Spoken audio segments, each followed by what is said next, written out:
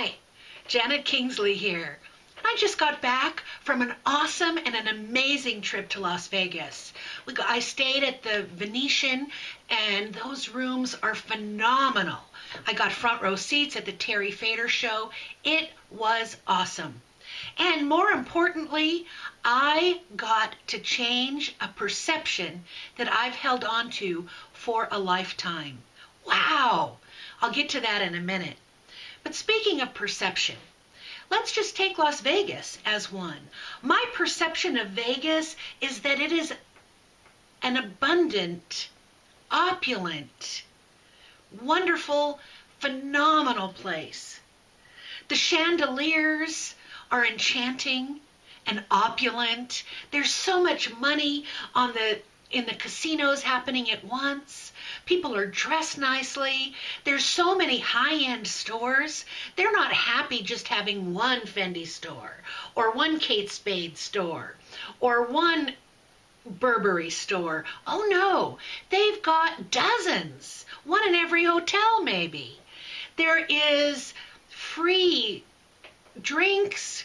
There's great service. There is a lot to see. I love it, and I can really get into the experience of flow, of abundance when I'm in Las Vegas. But I've talked to many people. A number of them are my good friends, and they don't have that same perception of Las Vegas. Instead of opulence and abundance, they see desperation and despair.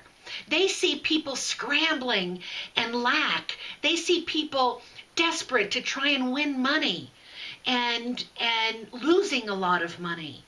And isn't that interesting? What you're focusing on, what your perception is. Every time I go to Vegas, I enjoy myself. I don't always win, but I win in my attitude. I win in that I am really reveling and relishing the experience. I love that. Perception. Perception colors our experience. Perception can create our experience.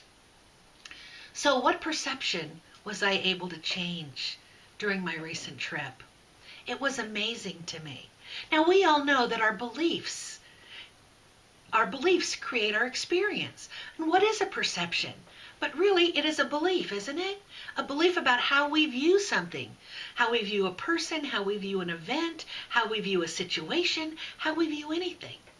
So I have had a perception for years, my whole life, that my dad was an angry man. I can remember him yelling. I can remember getting hit by the belt, as a matter of fact. And I have held the fact, and I've told people, that my dad was an angry man. And so it's no surprise, of course, that I married an angry man who was like my dad. Well, on this Las Vegas trip, I was visiting an aunt and uncle, my dad's sister. And my aunt and uncle were saying that they don't ever remember hearing my dad raise his voice, that he was very even-tempered. And I remember thinking in that moment, well, of course not. You didn't live with him. But I got to thinking about it a little bit more and a little bit more. And I thought, you know what? There were so many times when my dad wasn't angry. We would go on Sunday bike rides, go to the donut store, get the day-old donuts, and ride and feed the ducks at the park. No anger there. He would take me weekly to the model airport, watch the model airplanes fly. No anger. We would go to chess matches. No anger. We would go to the bicycle, the velodrome, and watch the bike races. No anger. We would go to Hollywood Boulevard late at night, just browsing the bookstores. They were open late. No anger. He would drive the youth from the Foundation for the Junior Blind home on Fridays or Saturdays, and I would go with him. No anger. So if I put together all of my memories, maybe I can remember him being angry 10, 15, maybe even up to 20 times. And 20 times in a lifetime? Does that equate to angry? Does that equate to being an angry man? I get mad. But I wouldn't classify myself. I wouldn't want somebody to say, "Oh, there's Janet. She's an angry woman." I don't consider myself angry. But yet these little situations loomed large for me. And maybe because I'm an HSP, a highly sensitive person. And so they impacted me more negatively than they would my brother or my sister or someone else. And so I mistakenly attributed a quality to my dad that I don't really think was accurate. And it wasn't valid, and it was unfair. It was unfair. And I can't even tell you what a relief, what a weight, if you will, has been lifted. But also, how could I have really misread and misunderstood and focused so much on those aspects instead of the aspects that were far more prevalent of all the great times, of all the times my dad was even keeled, of all the times that he was supported, and all the times truly. I can think of at least a couple where he should have been really mad at me, but he wasn't. So the reason I'm sharing this with you today is I'm wondering what perceptions might you have about someone else, a friend, a family member, a neighbor, a coworker? What perceptions might you have even about yourself that are just simply not true? We think that they're true, and so we look for evidence to support it. And so when I think my dad is an angry man, I can point to many, many, many different times when he lost his temper. But that is not accurate because there's many more times when he didn't lose his temper. Do we do that for yourself? Do you do that for others, around others?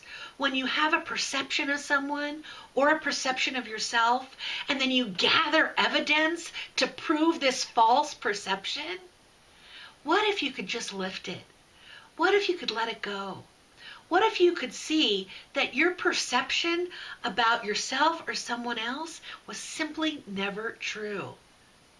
Maybe if we could lift that, if we could change it, we would feel lightened as well. Lightened and happier and more hopeful and more in harmony and more badass.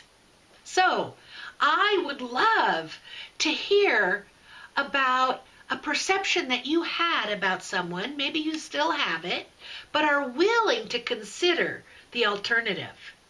That you're willing to consider all the times that this person or yourself didn't display that pattern that you have attributed.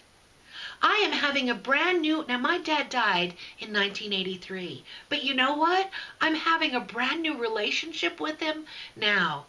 I am full and overloaded with all of those great memories again.